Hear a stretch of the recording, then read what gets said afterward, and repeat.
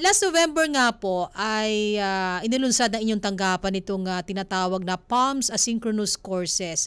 Para po sa kalaman ng ating mga kababayan, ano po bang klaseng inisyatibo ito? Yes po, ang PAMS po or ang tinatawag nating PICARD Advanced Learning Management System, ito po ay initiative ng DOST PICARD upang ma-digitize yung ating mga non-degree training courses. Nagsimula tayo noong 2020 sa height ng pandemic kasi noong 2020 hindi tayong lahat actually, hindi tayo pwedeng mag-travel.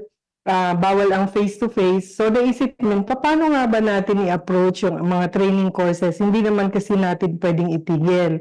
So nag-develop kami ng online platform para makapagpatuloy kami ng pa-training sa aming mga researchers.